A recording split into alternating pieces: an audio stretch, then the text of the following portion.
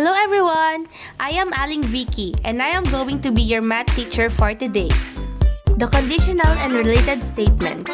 The first topic is equivalent forms of the conditional. So, every conditional statement can be stated in many equivalent forms. It is not even necessary to state the antecedent before the consequent.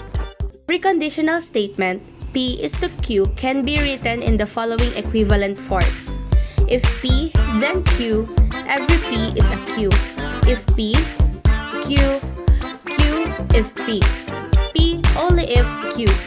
Q provided that P. P implies Q. Q is a necessary condition for P. Not P or Q. P is a sufficient condition for Q. Example, the number is an even number provided that it is divisible by 2. The antecedent is it is divisible by 2 and the consequent is the number is an even number. If it's divisible by 2, then the number is an even number. Another example. Today is Friday only if yesterday was Thursday. The statement, today is Friday only if yesterday was Thursday, is in P only if Q form. The antecedent is today is Friday, then the consequent is yesterday was Thursday. If today is Friday, then yesterday was Thursday. Another topic!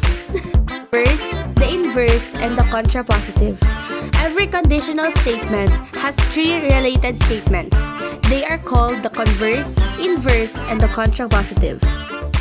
The converse of P is to Q is formed by interchanging the antecedent P with the consequent Q, while the inverse of P is to Q is formed by negating the antecedent P and negating the consequent Q.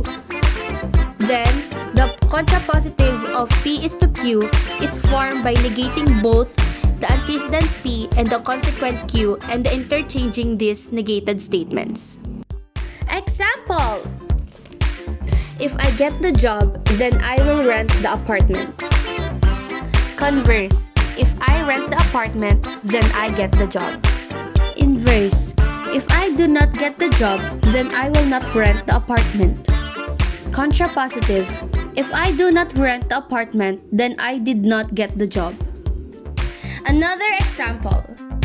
Write the contrapositive of each statement and use the contrapositive to determine whether the original statement is true or false. If A plus B is not divisible by 5, then A and B are not both divisible by 5.